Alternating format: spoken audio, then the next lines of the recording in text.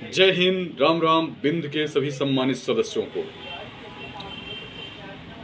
जैसा कि आप लोग काफ़ी दिनों से देख रहे हैं कि संगठन अपने धुरी में जिस तरह से काम करता था उसी तरह से काम कर रहा है और संगठन के सभी सदस्य एक दूसरे को मजबूती प्रदान कर रहे हैं और काम कर रहे हैं। बस ज़रूरत ये है कि जहाँ पे आप लोग हैं वहीं पे संगठन को मजबूती प्रदान करें। संगठन की ये मांग है और संगठन की ये ज़रूरत भी है कि आप जिस कॉलोनी में हैं, जिस गांव में हैं, वहीं अपनी एक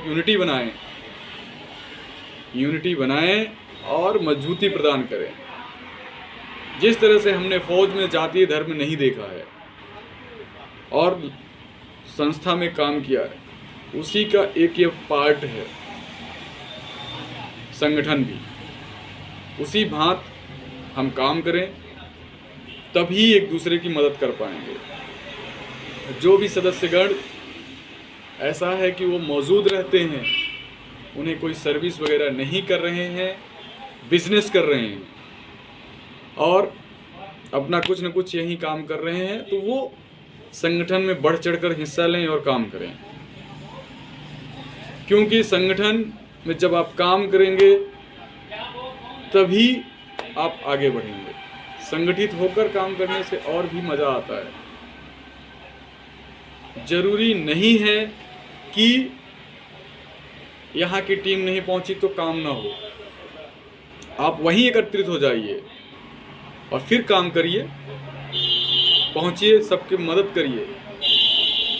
सेवा में ही फल है, कहते हैं सेवा में ही मेवा है। जब हम सेवा करेंगे उसका फल जरूर मिलेगा। एक चीज़ और है कि जो सोचते हैं कि आज काम किया तुरंत फल मिले, ऐसा संभव नहीं है, वो नुकसानदायक होता है। संगठन में जिन्होंने सहयोग किया है उन सब का ध्यान है। ऐसा कोई ना सोचे कि संगठन के सदस्य उनको भूल गए, ऐसा कुछ भी नहीं है। सभी लोग बढ़ चढ़कर हिस्सा लिए थे। जिस तरह से कारगिल विजय दिवस में आप लोगों ने सहयोग राशि दिया था, एक इतिहास गवाह है। इतना बढ़ चढ़ के आप लोगों ने डोनेशन किया था और जिस तरह से कारगिल विजय दिवस को सफल बनाया। जब संगठन खड़ा हुआ था 2023 में, और उस समय जिस तरह से सहयोग किया और लगातार संगठन का सहयोग करते गए, सहयोग से संगठन में अच्छी मजबूती प्रदान किया। जिस तरह से हमारी रैलियां हुई थी कई सारी, अब समय आ रहा एक ऐसी रैली का कि पूर्व सैनिकों के खिलाफ हो रहे अत्याचार के लिए, लेकिन इसके लिए हमें एक बहुत बड़ी योजना बनानी पड़ेगी कि जो अत्याचार हो, किसी का ज़मीनी विवाद, किसी को मोहल्ले में परेशान कर रहे हैं, किसी को गांव वाले परेशान कर रहे हैं, ये सारे कागजात इकट्ठे किए जाएंगे। इन सभी कागजात को इकट्ठा करके फिर हम अपना आंदोलन करेंगे। इसके लिए समय लग सकता है, लेकिन काम होगा। इसमें हम लोगों को किसी पद की लालसा नहीं है, हमें काम करने से मतलब। मैंने पहले भी बोला था, जब संगठन खड़ा हुआ तब भी पद की लालसा नहीं थी, नहीं तो उस समय तो कोई भी कोई पद ले सकता था, और ना ही आज पद की लालसा है। सिर्फ काम करना है और काम तभी होगा जब आप सब मजबूती प्रदान करेंगे, आप सब खड़े होंगे। वही संख्या बल, बढ़ चढ़ के हिस्सा लेना है।